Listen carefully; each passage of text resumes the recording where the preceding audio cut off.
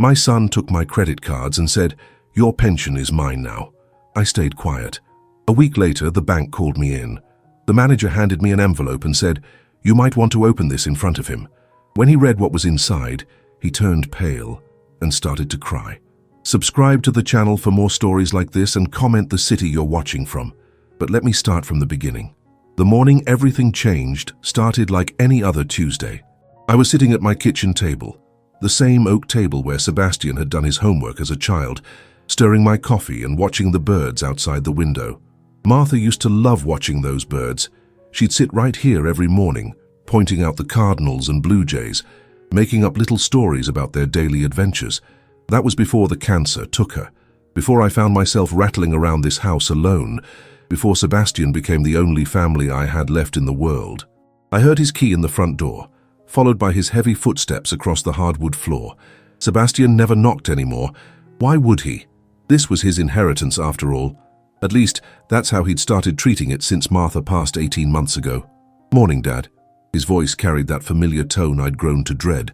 Not hostile exactly, but loaded with impatience, like he was speaking to someone who couldn't quite keep up with normal conversation. I looked up from my coffee and forced a smile. "Good morning, son. You're here early today." Sebastian was 30 years old, but sometimes I felt like I was looking at a stranger. The boy who used to build model airplanes with me on Sunday afternoons had grown into this man who seemed perpetually irritated by my existence. He wore expensive clothes I knew he couldn't afford on his supposed salary, always had the latest phone, drove a car that cost more than my annual pension. "We need to talk," he said, settling into Martha's chair without invitation. The sight of him there in her spot made something twist in my chest. I waited. Experience had taught me that Sebastian's conversations were really monologues where I was expected to listen and agree. "Dad, I've been thinking about your situation here." He gestured around the kitchen like he was surveying a property. "Living alone, managing all these bills, keeping track of your medications. It's getting to be too much for someone your age." I was 59 years old. My mind was sharp, my health was good, and I'd been managing just fine. But Sebastian had been building this narrative for months now, painting me as increasingly incapable, preparing the ground for something I couldn't quite see coming. "I manage fine, Sebastian. The house is paid off, my pension covers everything I need, and Dr. Williams says I'm in excellent health for my age." His expression tightened with barely concealed frustration. "Dad, you're forgetting things. Last week you called me 3 times asking if I was coming for dinner. You don't remember our conversations. Yesterday, you couldn't figure out how to use the new TV remote. Each accusation felt like a small betrayal. Yes, I'd called him multiple times, but only because he kept saying he'd call me back about dinner plans and never did. Yes, I'd struggled with the remote, but only because he'd replaced my perfectly functional one with some complicated device that needed 3 different buttons just to change channels. "I think it's time we talked about making some changes," Sebastian continued, pulling out a manila folder I hadn't noticed him carrying. "I've been researching options for people in your situation." My situation? As if being a widower who missed his wife made me incompetent. He opened the folder and spread several documents across Martha's placemat. Bank statements, insurance papers, documents I recognized as mine but couldn't remember giving him access to. "How did you get these?" I asked, a cold feeling starting in my stomach. "Dad, you gave me power of attorney, remember? After Mom died, you were so overwhelmed with grief that you asked me to help with the paperwork." His voice was patient, like he was explaining something to a child. "You were in no condition to handle financial decisions." I stared at the papers, trying to remember. Those first weeks after Martha's funeral were a blur of condolence calls and legal meetings. I remembered Sebastian being helpful, taking care of arrangements, handling the insurance paperwork, but power of attorney, I would have remembered something that significant. "I don't recall signing any power of attorney document," I said carefully. Sebastian's jaw tightened. "Dad, this is exactly what I'm talking about. Your memory isn't what it used to be. We had this conversation with lawyer Jenkins. You specifically said you trusted me to handle things if you couldn't." The doubt crept in like cold water. Was he right? Had I forgotten something that important? The weeks after Martha's death were so dark, so confusing. I'd barely been able to function, let alone make legal decisions. "The point is," Sebastian continued, his voice taking on that business-like tone he used when he wanted to end discussion, "we need to streamline your finances. All these different accounts, credit cards, Investment statements. It's too much for you to track. I'm going to consolidate everything under my management. He reached into his jacket and pulled out my wallet. I hadn't even noticed him take it. Your credit cards, your debit card, even your checkbook.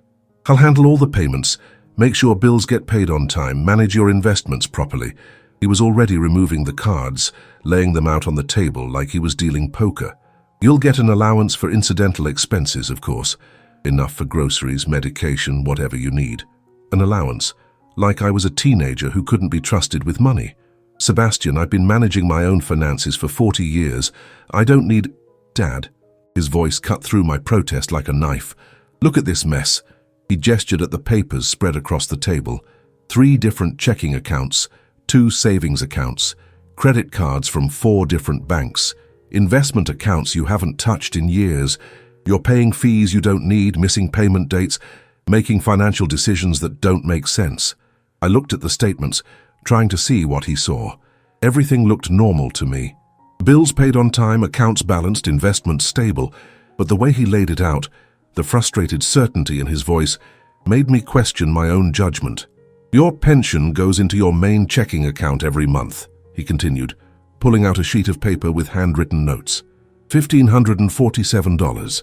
Then you've got Social Security starting next year, another $836. Plus Mom's life insurance payout sitting in that savings account doing nothing. The life insurance money, $50,000 that I hadn't touched because it felt too much like spending Martha's life. Blood money, I called it in my head. That's $2,500 a month you're mismanaging, Sebastian said, his voice rising slightly. Dad, I make $43,000 a year. You're pulling in $30,000 in retirement income, and you're living like you're broke. I wanted to explain that I lived simply because Martha and I had always lived simply, that we found happiness in small things, in each other's company, in the satisfaction of needs met and bills paid. But Sebastian wouldn't understand that kind of contentment. What I'm proposing is simple, he said, gathering up my cards and slipping them into his wallet. I'll handle all the financial stress. You just focus on staying healthy and enjoying your retirement. And what if I need something? I asked, hating how small my voice sounded. You ask me. We'll discuss it, make sure it's a reasonable expense, and I'll take care of it. He smiled, but it didn't reach his eyes. Dad, this is what families do. They take care of each other. I wanted to argue, wanted to demand my cards back, wanted to tell him I was perfectly capable of managing my own life, but the doubt was there now, planted deep by his certainty, fertilized by my own grief and loneliness. What if he was right? What if I was losing my grip on things? What if the fog of missing Martha was affecting my judgment more than I realized? I don't know, Sebastian. This feels too sudden, too drastic. His expression hardened. Dad, Mom would have wanted me to take care of you. She worried about you constantly, especially toward the end. She made me promise to make sure you didn't try to handle everything alone. The mention of Martha hit me like a physical blow. He was right about one thing. She had worried about me. She'd made lists of everything I'd need to know, tried to prepare me for life without her, but she'd never suggested I couldn't manage on my own. Just try it for a month, Sebastian said, his voice gentler now. If it doesn't work out, we'll figure something else out. But Dad, I'm worried about you. This house is too big, too expensive to maintain. Your investments aren't performing well. You're making decisions based on emotion instead of logic.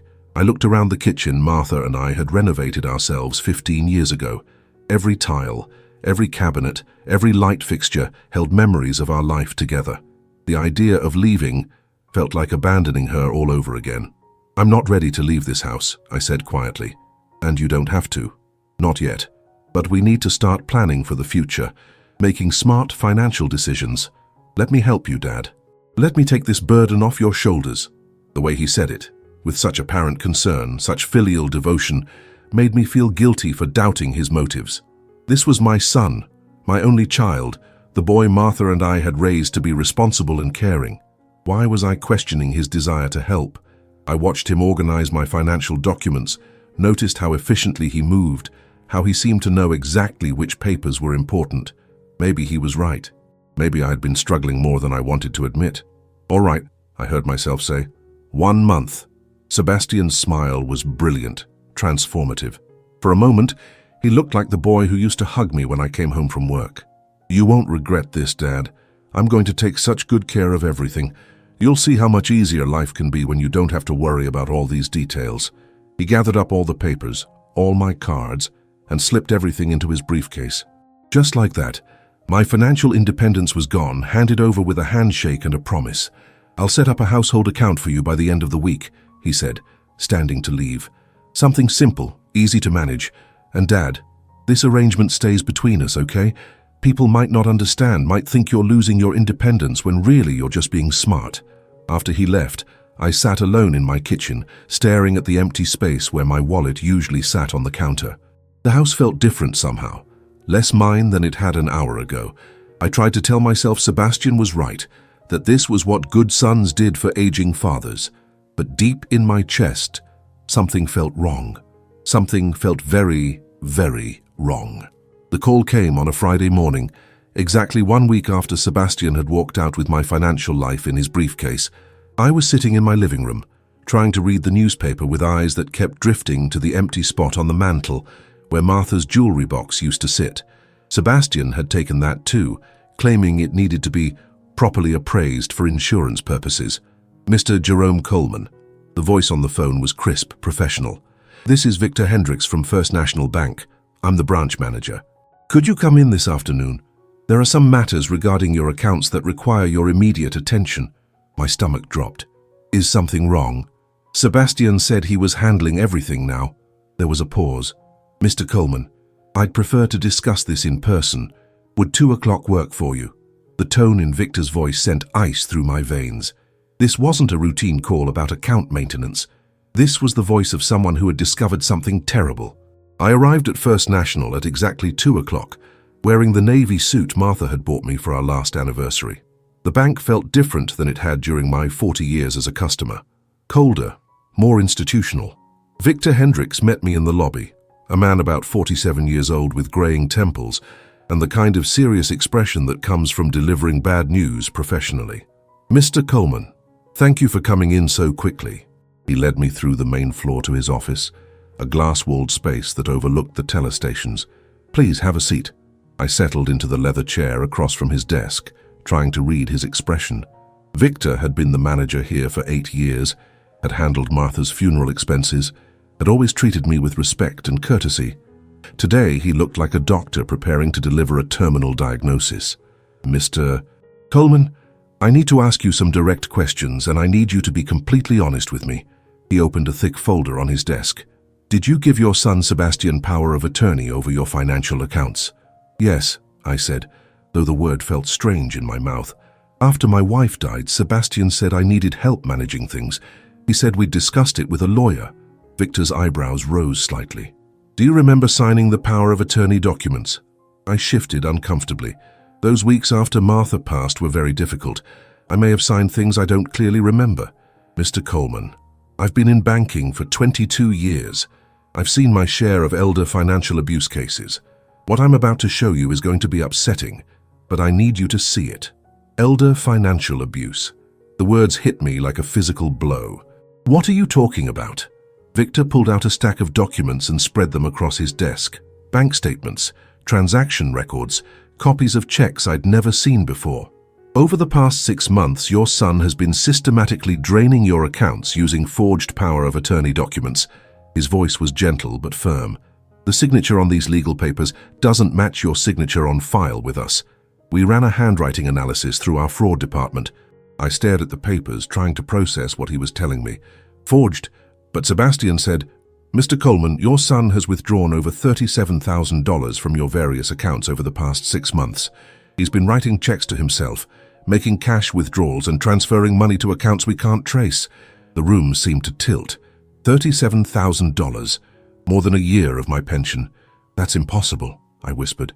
Sebastian has a good job. He wouldn't need to steal from me. Victor's expression grew even more serious. Mr. Coleman, we ran a background check after the red flags started appearing. Your son Sebastian has never held the marketing position he claims to have. According to our investigation, he's been unemployed for over 8 months. The words hit me like a sledgehammer. Unemployed for 8 months.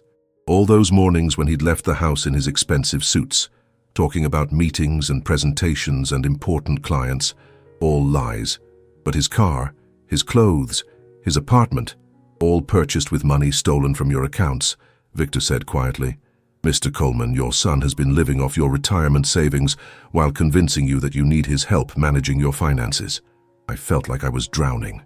Every conversation we'd had, every expression of concern about my ability to handle money, every gentle suggestion that I was becoming incompetent, it had all been manipulation. He'd been robbing me while making me grateful for his help. There's more, Victor said, pulling out another set of documents. Last week, after he gained what he believed was legal control of your accounts, Sebastian attempted to access your wife's life insurance money, $50,000. He what? My voice came out as a croak. He tried to transfer the entire amount to an account we've traced to a gambling website. When our fraud detection software flagged the transaction, we began this investigation. Gambling. My son was a gambler. All the expensive clothes, the unexplained money, the constant need for more. He wasn't successful. He was addicted. Mr. Coleman, there's something else you need to know. Victor's voice grew even gentler. We believe your son has been planning to have you declared mentally incompetent. We found correspondence with a lawyer about beginning guardianship proceedings. The final piece of the puzzle clicked into place. All of Sebastian's comments about my memory, his insistence that I was struggling with simple tasks, his subtle undermining of my confidence. He'd been building a case to have me declared mentally unfit so he could legally steal everything I had. He's been planning to put me in a nursing home, I said, the words coming out flat and dead.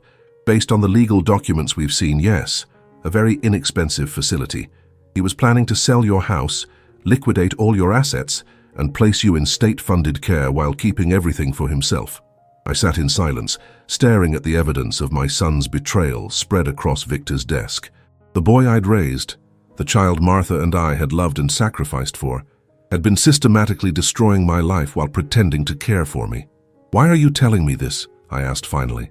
Why didn't you just call the police? Victor leaned back in his chair. Mr. Coleman, you've been a customer here for 40 years. You and Martha were good people, honest people. When I saw what was happening, I wanted to give you options before this became a criminal matter. What kind of options? We can pursue criminal charges against Sebastian immediately. The evidence is overwhelming. Forged documents, theft, fraud. He'd face significant jail time. Victor paused. Or we can give you the opportunity to handle this yourself, to confront him with the truth and see if there's any way to recover your money. I thought about Sebastian as a little boy, building sandcastles on our beach vacations, crying when his pet hamster died, graduating high school with honors. That boy was gone, replaced by this stranger who'd been coldly calculating my destruction. What do you recommend? I asked. Victor smiled for the first time since I'd entered his office. Mr. Coleman, I've been watching you for 8 years. You're one of the sharpest, most capable men I know. If you want to handle this your way, I think we can arrange something that might be more satisfying than just calling the police. What do you mean? Your son thinks he's been very clever. He believes he's manipulated a confused old man into giving up control of his finances. What if we let him continue believing that while we set a trap? I felt something I hadn't experienced in months, a spark of the man I used to be. The man who'd built a successful career, who'd provided for his family, who'd earned respect through decades of honest work. What kind of trap? Victor opened his desk drawer and pulled out a thick envelope. Mr. Coleman, what would you say if I told you that there was a way to not only get your money back, but to teach your son a lesson about the consequences of betraying family? I looked at the envelope, then back at Victor's face. For the first time since Martha died, I felt like I had an ally, someone who understood what I was going through. I'd say I'm listening. This envelope contains documents that your son doesn't know about.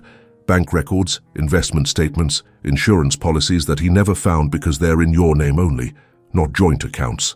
Victor's smile grew wider. Your son thinks he knows everything about your finances, but he's only seen what you wanted him to see. I don't understand. Mr. Coleman, you're far wealthier than your son realizes. That pension and social security he's been so concerned about, that's just your monthly spending money. Your real assets, your investments, your savings, your backup accounts. He never found them because Martha helped you hide them years ago for tax purposes. I stared at him, remembering. Martha had insisted we keep certain accounts separate, certain investments private. She'd been paranoid about identity theft, had made me promise never to keep all our financial information in one place. How much are we talking about? I asked. Victor consulted a document in the envelope, including your real estate holdings, investments, and emergency accounts that Sebastian never found. You're worth approximately $460,000. $460,000. Sebastian had been stealing from what he thought was a poor pensioner, when in reality, he was robbing a man who could buy and sell him several times over.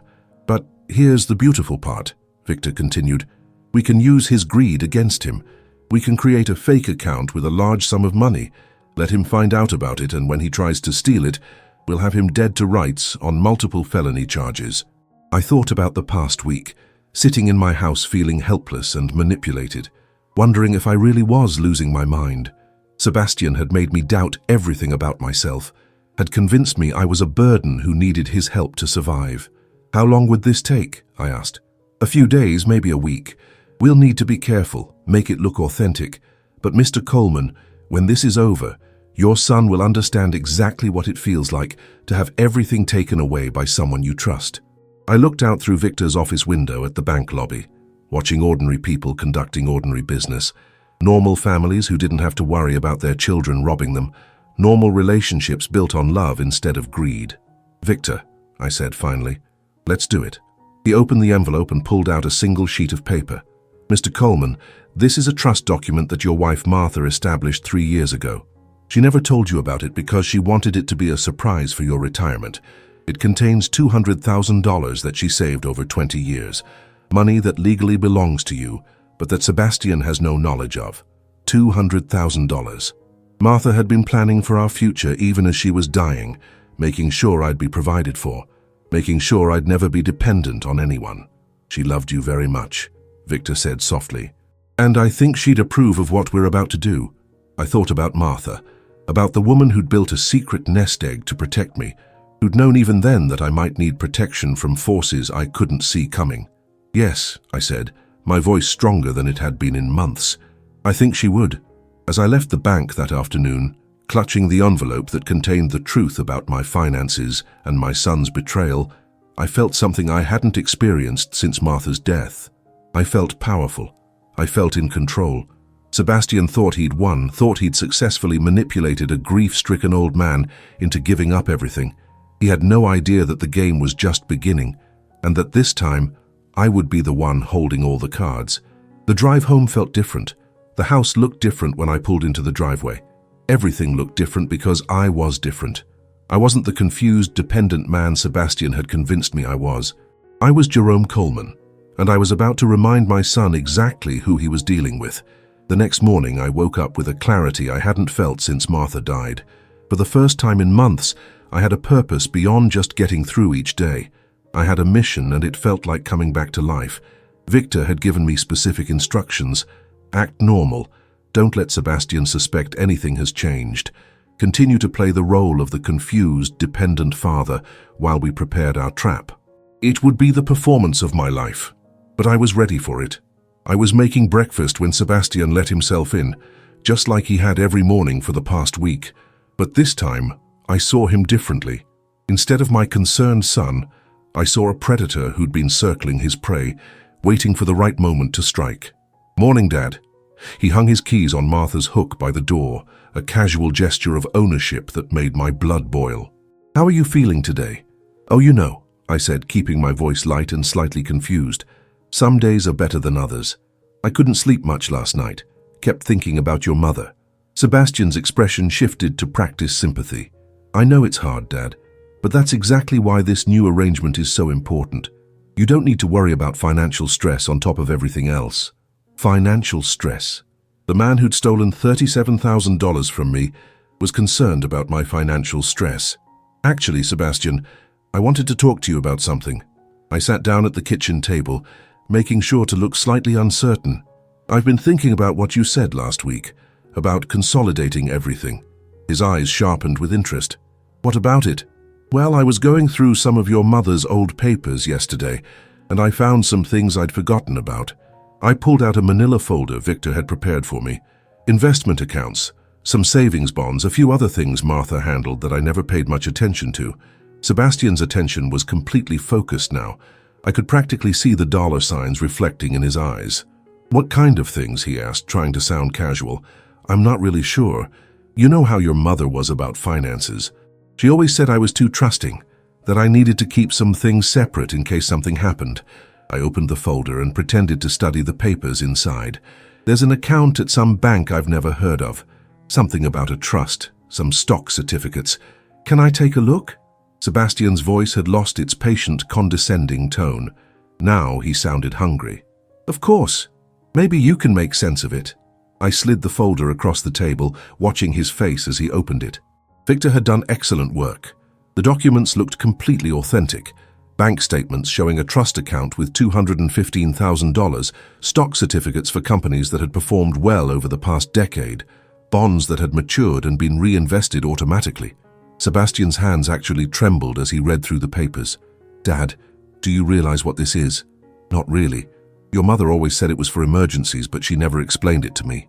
This is a trust account worth over $200,000. His voice was tight with excitement. Dad, this changes everything. You're not just financially stable, you're actually wealthy. I let confusion show on my face.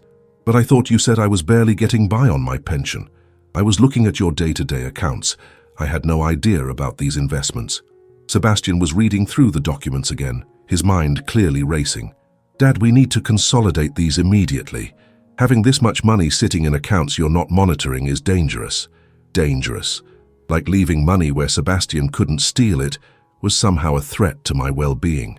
I suppose you're right, I said slowly, but how would we do that? Your mother set all this up.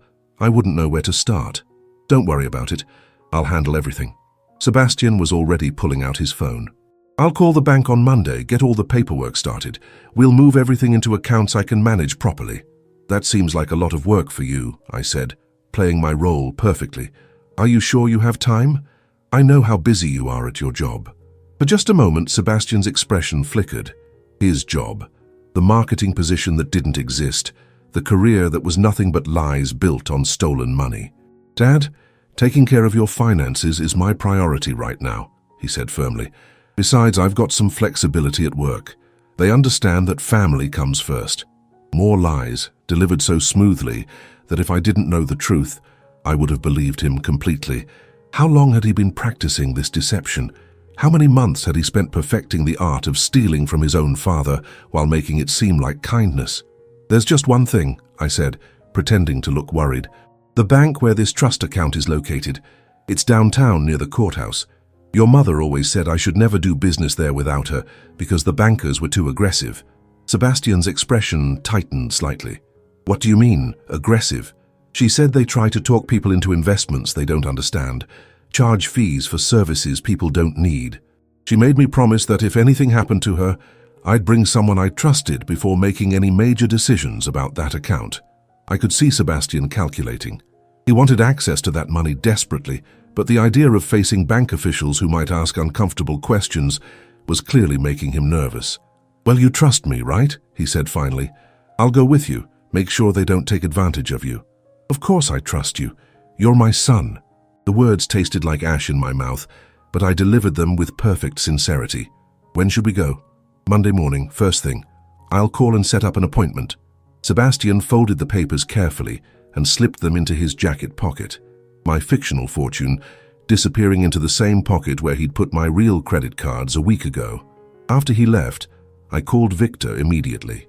It worked, I told him. He took the bait completely. Good. How did he react when he saw the account balance? Like a starving man looking at a feast. Victor, I could see it in his eyes. He's already spending that money in his head. Perfect. Now, Mr. Coleman, here's what's going to happen on Monday. Sebastian will call the bank and try to set up an appointment to access that trust account. When he does, we'll be ready for him. What kind of ready? The trust account is real, but it's not accessible to him. When he tries to claim power of attorney over it, the bank will require additional documentation. That's when we'll discover that his power of attorney documents are forged. I felt a grim satisfaction building in my chest. And then? Then we'll have him on attempted fraud, forgery, and theft. With his criminal history of stealing from your other accounts, the district attorney will have enough evidence for multiple felony charges. Criminal history. My son was going to have a criminal history because he'd chosen to steal from his own father rather than get a job and earn his own money. Victor, can I ask you something? Of course. In your experience, Do people like Sebastian ever change? If he faces consequences, is there any chance he'll learn from this and become a better person? There was a long pause. Mr. Coleman, in 22 years of banking, I've seen a lot of family financial abuse cases. Some people steal because they're desperate, because they've made terrible decisions and they're trying to fix them the wrong way. Those people sometimes learn and change. And the others? The others steal because they believe they're entitled to take what isn't theirs. They see their victims as obstacles to getting what they deserve, not as people who deserve respect and protection. I thought about Sebastian's attitude over the past months, the way he'd spoken to me like I was mentally deficient, the casual cruelty of his manipulation. Which category do you think Sebastian falls into? I asked. Mr. Coleman, your son didn't steal from you because he was desperate. He stole from you because he wanted a lifestyle he hadn't earned, and he saw your money as a convenient way to pay for it. He didn't just take your money, he took your dignity, your independence, your confidence in your own judgment. Victor was right. Sebastian hadn't just robbed me financially, he'd tried to rob me of my identity as a competent adult. He'd made me doubt my own mind, question my own memory, feel grateful for scraps of kindness from someone who was systematically destroying my life. There's something else you should know, Victor continued. We ran a more detailed background check on Sebastian after our meeting yesterday. His gambling debts are much more serious than we initially thought. How serious? He owes $43,000 to people who don't accept payment plans, the kind of people who consider broken bones a late fee. $43,000, more money than I made in a year and a half. Sebastian wasn't just a thief, he was a desperate thief, which made him even more dangerous. Are you saying he's in physical danger? I'm saying he's in the kind of trouble that makes people do increasingly desperate things, which is why we need to end this quickly, before he escalates to something more serious than document forgery. The thought of Sebastian being hurt, despite everything he'd done, still made my chest tight. Whatever else he was still the little boy I'd taught to ride a bicycle, the teenager I'd helped with his college applications, the young man who'd cried at his mother's funeral. Victor, when we confront him on Monday, what happens then? I mean, what are my options? That depends on what you want to achieve. If you want to maximize his legal consequences, we call the police immediately and let the criminal justice system handle it. If you want to try to save him from himself, you might consider offering him an alternative. What kind of alternative? Complete restitution of everything he's stolen, plus agreement to enter gambling addiction treatment, plus a legally binding commitment to never attempt to access your finances again. In exchange, you don't press criminal charges. I thought about Martha, about what she would want me to do. She'd loved Sebastian fiercely, had always believed that people could change if they were given the right motivation. And if he refuses the alternative? Then you prosecute him to the fullest extent of the law, and he spends the next 3 to 5 years in prison learning what happens to people who steal from their families. Saturday and Sunday crawled by like months. I found myself studying Sebastian whenever he visited, trying to see some sign of the son I'd raised beneath the mask of the man who'd been robbing me. But all I saw was calculation, manipulation, a predator who'd learned to mimic human emotions without actually feeling them. Sunday evening, Sebastian came by with Chinese takeout, acting like the devoted son sharing dinner with his lonely father. I've been thinking about tomorrow, he said, unpacking containers of sweet and sour pork and fried rice. That appointment at the bank. Dad, I want you to let me do most of the talking, okay? These financial types can be intimidating, and I don't want them pressuring you into anything you're not comfortable with. The irony was breathtaking. The man who'd spent months pressuring me into financial decisions I wasn't comfortable with was now protecting me from imaginary bank pressure. That's very thoughtful, I said. I feel so lucky to have a son who cares about protecting me. Sebastian smiled, the expression lighting up his face in a way that reminded me of the boy he used to be. For just a moment, I wondered if I was making a mistake, if there might be some other explanation for everything that had happened. Then I remembered the forged documents, the $37,000 in stolen money, the months of psychological manipulation designed to make me doubt my own competence. Dad, I need you to know something, Sebastian said, his voice becoming serious. Whatever happens with these accounts, whatever money we're able to access, I want you to understand that I'm only trying to help you. Everything I do is because I love you and want to make sure you're taken care of. I looked at my son. This man who could lie so beautifully, so convincingly, that even now, knowing the truth, part of me wanted to believe him. "I know, Sebastian," I said quietly. "I know exactly who you are." He smiled again, thinking he'd succeeded in reassuring me, never suspecting that my words had an entirely different meaning than the one he heard. Tomorrow we would both discover what happened when deception met justice. Tomorrow Sebastian would learn that the confused old man he'd been manipulating was actually the sharpest opponent he'd ever faced. Tomorrow, the real game would begin. Monday morning arrived grey and cold, the kind of weather that seemed to match the heaviness in my chest. I dressed carefully in my best suit, the one Martha had insisted I buy for Sebastian's college graduation. She'd said I needed to look dignified for important occasions. I couldn't have imagined then that one of those important occasions would be watching my son face the consequences of betraying his family. Sebastian picked me up at 9:30 sharp, looking polished and professional in his expensive clothes paid for with my stolen money. He'd been chattering nervously during the drive downtown, rehearsing the story we'd tell the bank about needing to consolidate my accounts for easier management. "Remember, Dad, let me handle the technical questions. These bank people can be tricky, and I don't want them confusing you with a lot of financial jargon." I nodded agreeably, playing my part. "I'm just grateful you understand all this business. I never was good with numbers like your mother was." The lie came easily now. Martha had always said I had the sharpest mathematical mind she'd ever encountered, that I could calculate construction estimates in my head faster than most people could do them on paper. But Sebastian needed to believe I was incompetent, so that's exactly what I gave him. First National Bank stood on the corner of Main and Fifth, an imposing brick building that had been serving the community for over 70 years. I'd been banking there since I was 22 years old, had gotten my first car loan from them, my mortgage, had celebrated every financial milestone of my adult life within those walls. Victor met us in the lobby, extending his hand with professional courtesy. "Mr. Coleman, good to see you again. And you must be Sebastian. I'm Victor Hendricks, the branch manager." Sebastian's smile was confident as he shook Victor's hand. "Thank you for meeting with us on such short notice. My father and I need to discuss some account consolidation options. Of course, please follow me to my office." As we walked through the bank, I noticed the subtle positioning. 2 security guards near the entrance, a police officer reviewing paperwork at a desk near the teller stations, additional bank staff moving with purpose rather than routine. Victor had prepared for this meeting very carefully. "Now then," Victor said, once we were seated in his office, "I understand you've discovered some additional accounts that need to be managed alongside Mr. Coleman's existing finances." Sebastian leaned forward eagerly. "That's right.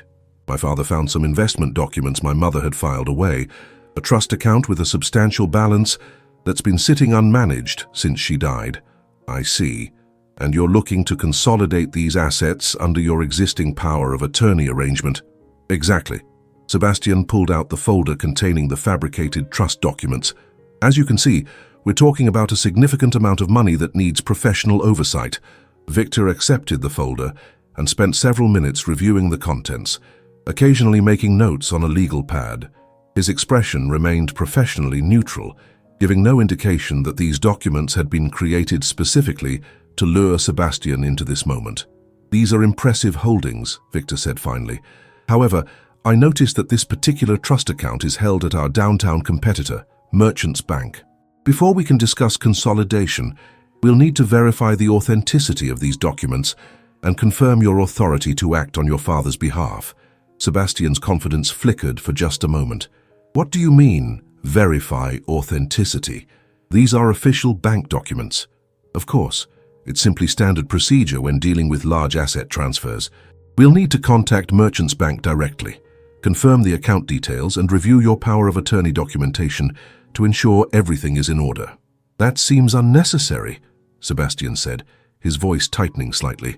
"My father and I just want to simplify his financial situation. We're not trying to transfer money immediately." Victor's smile remained polite, but firm.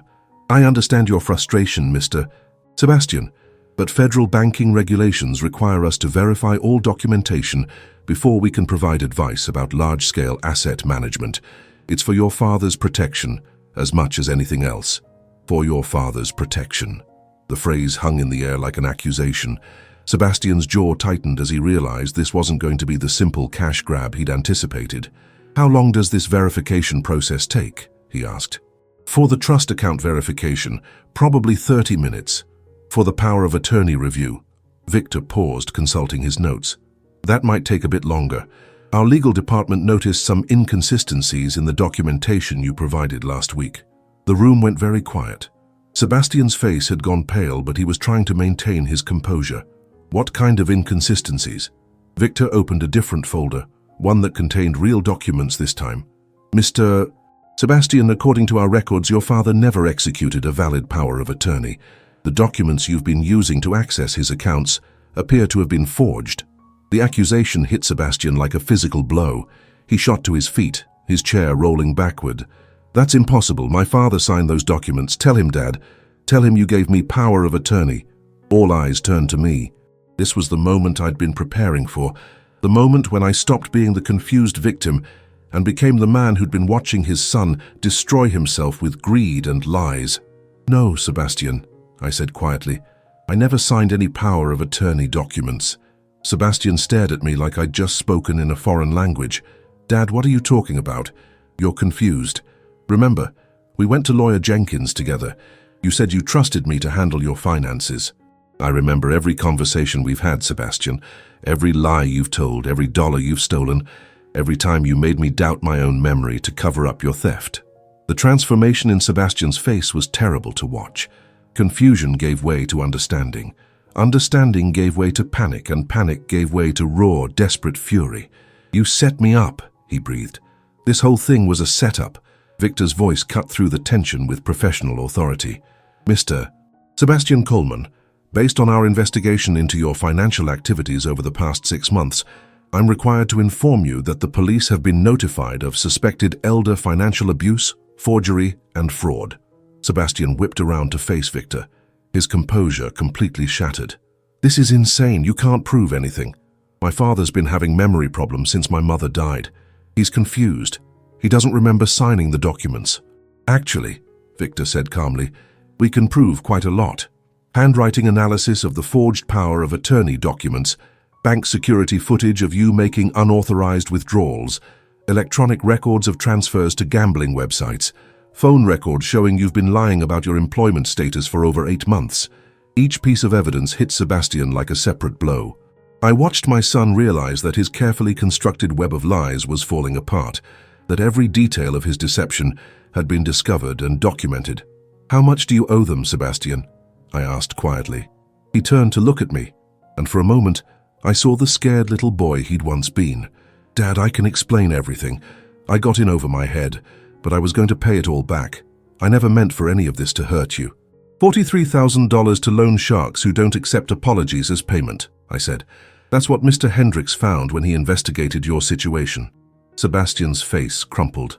Dad, these people, if I don't pay them back, they're going to kill me. I didn't have any choice. You had choices, Sebastian. You could have gotten a job. You could have asked me for help. You could have told me the truth instead of stealing from me and making me think I was losing my mind. I was ashamed, he whispered. I couldn't tell you I'd lost my job, that I'd gotten addicted to gambling, that I'd borrowed money from dangerous people. You and Mom always expected me to be successful. The pain in his voice was real, but it was far too late for explanations. So instead, you decided to steal my retirement money and have me declared mentally incompetent so you could put me in a nursing home and take everything I've worked for my entire life. Sebastian flinched like I'd slapped him. That wasn't... I never wanted it to go that far. But it did go that far. You were planning to destroy my life to save your own. Victor cleared his throat. Mr. Coleman, the police are prepared to arrest Sebastian immediately on multiple felony charges. However, given the family nature of this situation, they're willing to discuss alternatives if you're interested. I looked at my son, this man who'd spent months gaslighting me into believing I was incompetent, while he systematically robbed me. Part of me wanted to see him face the full consequences of his actions, but part of me still remembered the little boy who'd built model airplanes with me on Sunday afternoons. What kind of alternatives, I asked. Complete restitution of all stolen funds, mandatory enrollment in gambling addiction treatment, a legally binding agreement never to attempt to access your finances again, and Sebastian would need to find legitimate employment within 30 days. Sebastian's head snapped up, hope flickering in his eyes. Dad, yes, I'll do all of that. I'll pay back every penny, I'll get help, I'll get a real job, please just give me another chance. I studied his face, trying to see past the desperation to whatever truth lay beneath. And if you fail to meet any of these conditions, then the criminal charges proceed automatically, Victor said. No second chances, no negotiations. Prison time. Sebastian was nodding frantically. I understand. Dad, I swear to you, I'll make this right. I'll prove that I can change. I thought about Martha, about what she would want me to do. She'd always believed in second chances, in the possibility of redemption. But she'd also believed in consequences, in the importance of earning forgiveness through actions rather than words. There's one more condition, I said. Sebastian's face was eager, pathetic in its hope. Anything. You move out of your apartment immediately. You sell your car, your expensive clothes, everything you bought with my stolen money. You find a job that pays enough to cover basic living expenses while you pay me back, and you live like someone who's working to rebuild their life from the ground up. Done, Sebastian said immediately. Dad, I'll live however you want me to live. And Sebastian, I looked directly into his eyes. If you ever lie to me again, if you ever try to manipulate me or make me doubt my own judgment, if you ever treat me like anything less than your father who deserves respect, I will call the police myself and watch them put you in handcuffs. Sebastian nodded, tears streaming down his face. I understand. Dad, I'm so sorry. I'm so sorry for everything. I felt no satisfaction watching my son cry, no sense of victory in his humiliation. What I felt was grief for the relationship we'd lost, for the trust that had been broken, for the family that would never be the same. Victor, I said, draw up the papers. As Victor began preparing the legal documents that would either save my son or condemn him, I looked out the window at the city where I'd lived my entire adult life. Somewhere out there, Martha was buried in the cemetery where we'd planned to rest together. I wondered what she would think of the man our son had become, what she would think of the choice I'd just made. Sebastian sat quietly in his chair, no longer the confident manipulator who'd walked into the bank that morning. He looked smaller now, defeated, like a man who'd been gambling with money he couldn't afford to lose and had finally been called to account. The question now was whether this was the beginning of his redemption or simply a temporary reprieve before his final destruction. Either way, I'd given him the only gift I had left to offer, one last chance to become the man his mother and I had raised him to be. Whether he took that chance or threw it away would be entirely up to him. 3 days after the confrontation at the bank, Sebastian's carefully constructed life began to crumble like a house of cards in a windstorm. I watched it happen from the safety of my kitchen window, sipping coffee and feeling a mixture of satisfaction and sadness that I couldn't quite separate. The first domino to fall was his apartment. The lease was in his name, but the rent had been paid with my stolen money for the past 6 months. When the property manager discovered that Sebastian's income source had been fraudulent, the eviction notice appeared on his door within 48 hours. I knew because Victor had made a phone call to explain the situation, ensuring that Sebastian couldn't simply find another victim to fund his lifestyle. I was reading the morning paper when Sebastian called, his voice hollow and desperate. Dad, they're throwing me out. The landlord says I have 24 hours to vacate the premises. Where will you go? I asked, though I already knew the answer. I was hoping. I know I don't deserve it, but could I stay with you?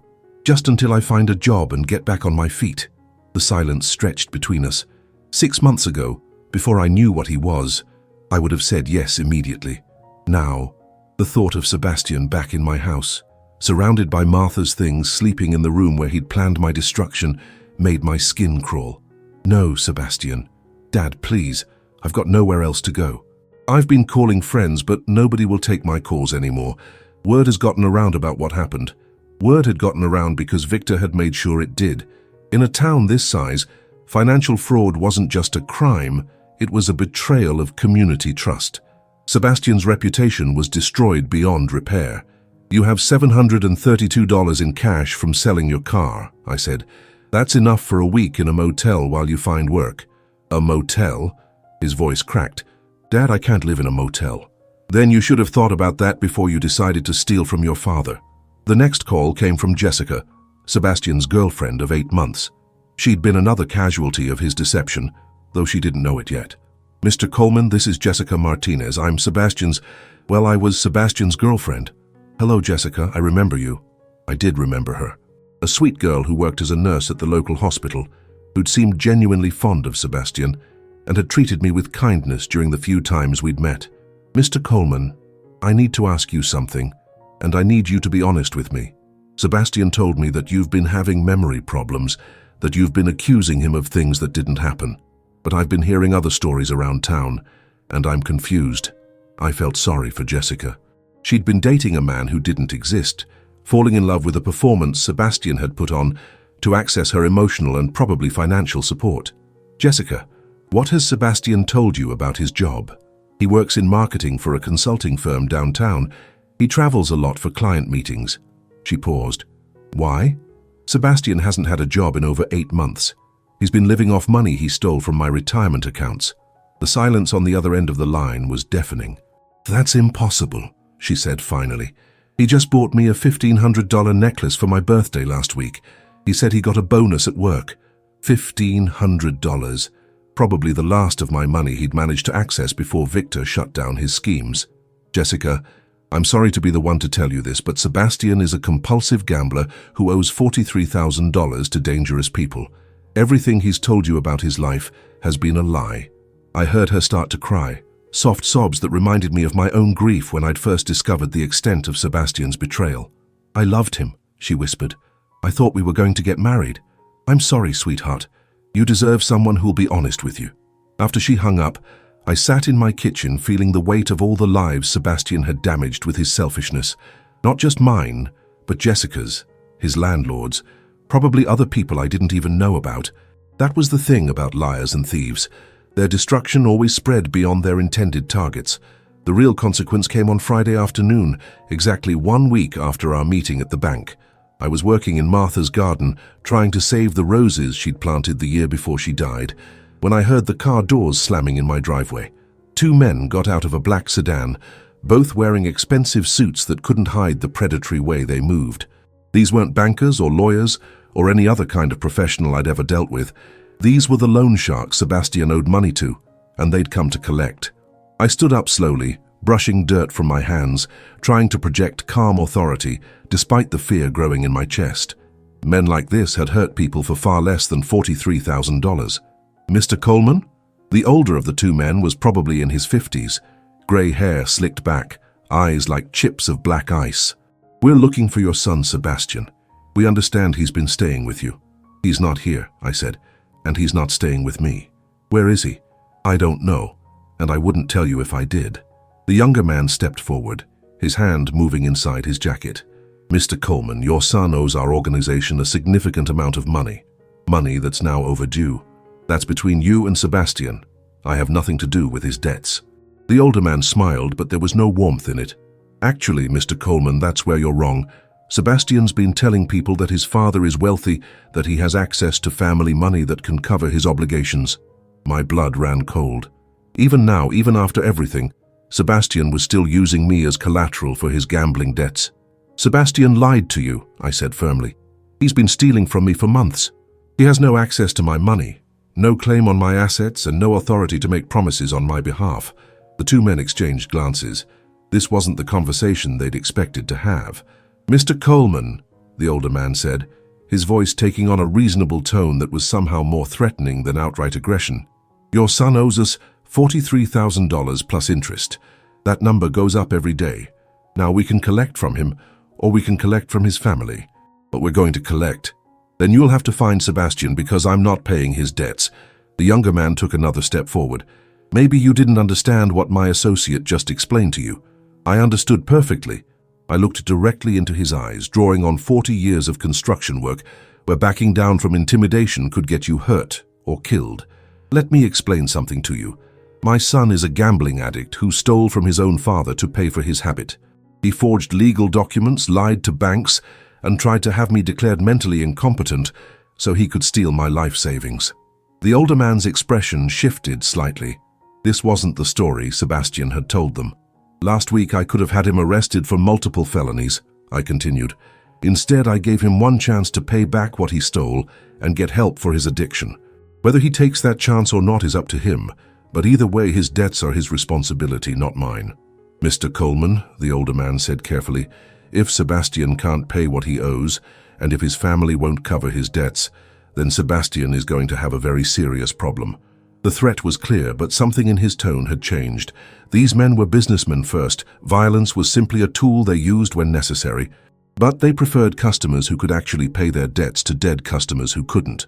"Then I suggest you find Sebastian and explain that to him," I said, "because this conversation is over."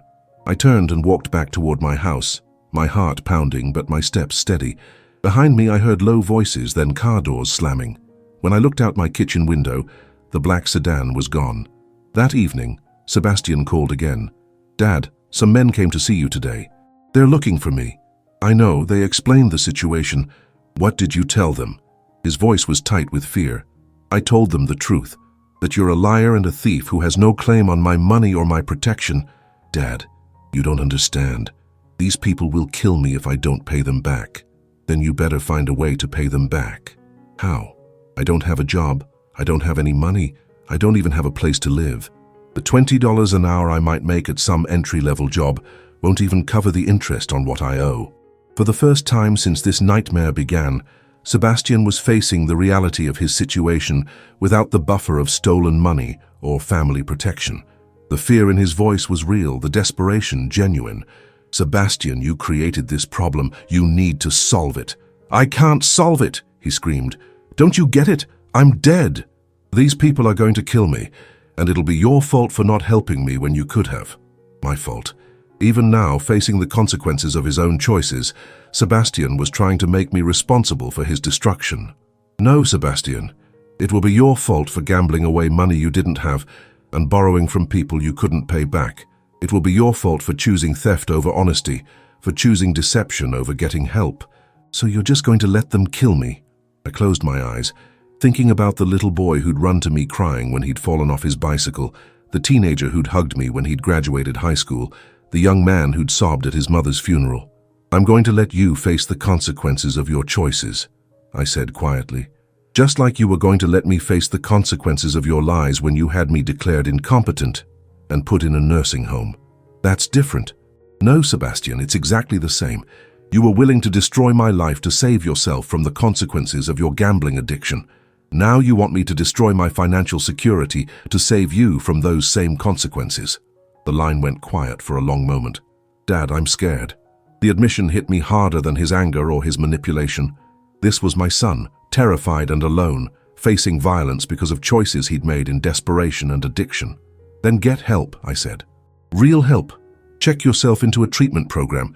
Tell the counselors about the death threats, about the gambling debts, about everything. Let them help you figure out a way forward that doesn't involve stealing from your family." "What if it's too late for help?" "Then you should have thought about that before you decided that your comfort was more important than my dignity." I hung up the phone and sat in my kitchen, surrounded by the memories of a family that no longer existed. Outside, Martha's roses swayed in the evening breeze, still beautiful despite the neglect they'd suffered since her death. Sebastian had made his choices. Now he would live with them, just as I was learning to live with mine. The only question was whether either of us would survive the consequences. 6 months later, I was sitting on the covered porch of my new home at Riverside Gardens, watching the sunrise paint the mountains in shades of gold and pink. The view was spectacular, but what I treasured most was the peace. For the first time in over a year, I woke up each morning without fear, without anger, without the weight of betrayal pressing down on my chest. The decision to sell the house had been difficult but necessary. Too many memories lived in those rooms, too many ghosts of the family I'd thought I had. Victor had helped me find a buyer who appreciated the craftsmanship Martha and I had put into every renovation, every improvement. The sale price was fair, enough to secure my future and fund the new life I was building.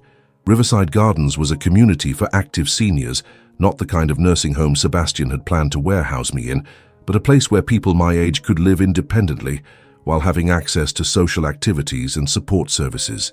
My apartment was small but comfortable, with a view of the mountains and a kitchen where I could cook for myself or entertain the friends I'd made. "Morning, Jerome." Eleanor Fitzgerald settled into the chair beside mine, carrying 2 cups of coffee from the community center. She was 72 years old, a retired teacher whose husband had died 3 years earlier, and she'd become my closest friend in this new chapter of my life. "Morning, Eleanor. You're up early today." "Couldn't sleep. I kept thinking about our conversation yesterday about your son. She handed me one of the coffee cups. Have you heard anything new? I shook my head. Victor keeps me informed about the legal proceedings, but I haven't spoken to Sebastian in 4 months. The last conversation had been brief and painful. Sebastian had called from a treatment facility in Colorado, part of a program that combined addiction therapy with debt counseling and job training. His voice had been different, less desperate, more honest than I'd heard it in years. Dad, I need you to know that I understand what I did to you, he'd said. Not just the money, but the way I made you doubt yourself, the way I tried to steal your dignity along with your savings. I know you understand, Sebastian. I've been working with a counselor here, and she helped me see that what I did wasn't just theft. It was emotional abuse. I gaslit you, manipulated you, made you question your own memory and judgment. The clinical terms sounded strange coming from my son, but they were accurate. Sebastian had done more than steal money. He'd tried to steal my sense of self. The counselor says that making amends isn't just about paying back the money, he'd continued. It's about acknowledging the full scope of the damage and accepting that forgiveness has to be earned, not demanded. What does that mean for you? It means I can't ask you to forgive me. It means I have to focus on becoming someone worthy of forgiveness, whether you ever choose to give it or not. That conversation had been 3 weeks ago. Since then, silence. Do you miss him? Eleanor asked now, her voice gentle with understanding. I miss the son I thought I had, I said honestly, the man I raised him to be, but that person may never have existed outside of my imagination. Eleanor nodded. She'd been through her own family betrayals, understood the complicated grief of losing someone who was still alive. What about the money? Did he ever pay any of it back? Some. The treatment program includes job training, and he's been working in their carpentry shop. He sends me $50 every 2 weeks. I smiled ruefully. At that rate, it'll take him about 14 years to pay back what he stole. But you don't need the money anymore. She was right. The sale of my house, combined with the investments Martha had hidden away, had left me more financially secure than I'd ever been. Sebastian's $50 payments weren't about the money. They were about accountability, about him taking responsibility for the damage he'd caused. Victor called yesterday, I said. The loan sharks found Sebastian about 2 months ago. Eleanor's coffee cup paused halfway to her lips. Oh no. Actually, it wasn't what you'd expect. Apparently, Sebastian had been completely honest with the treatment program staff about his gambling debts and the threats against his life. When the loan sharks tracked him down, the program director and a security team were waiting for them. What happened?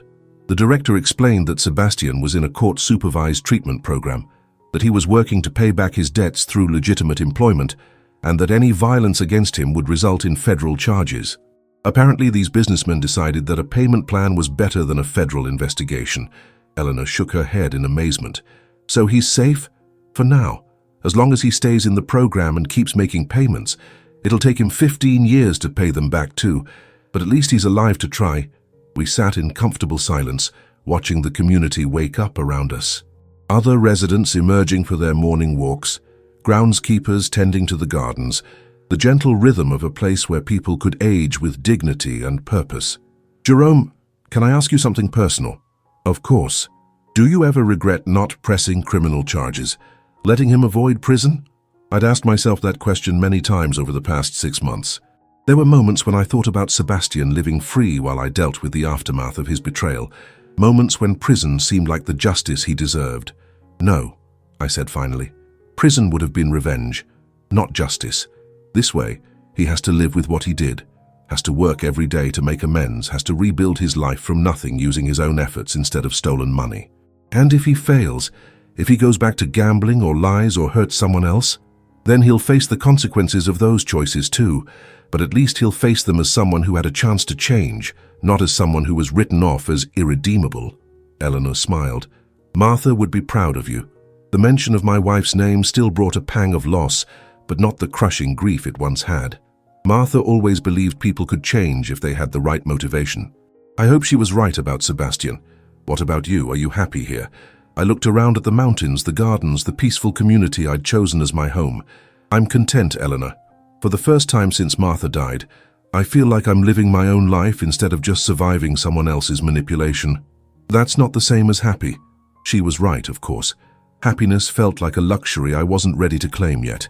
But contentment was enough. Contentment was progress. "I'm working on it," I said. Later that morning, I drove into town to visit Martha's grave. It was something I did every week, not out of morbid obligation, but because talking to her helped me process the changes in my life. The cemetery was quiet, peaceful, in the way that places of final rest should be. Martha's headstone was simple granite with her name, dates, and the inscription we'd chosen together. "Beloved wife and mother, she built her life on love." "Hi, sweetheart," I said, settling onto the bench I'd placed beside her grave. "It's been quite a week." I told her about Eleanor, about the progress Sebastian was making in his treatment program, about the small routines and pleasures of my new life. I told her about the woodworking class I'd joined at the community center, about the volunteer work I was doing at the local food bank, about the ways I was trying to build meaning from the ruins of our family. "I think I did the right thing," I said finally.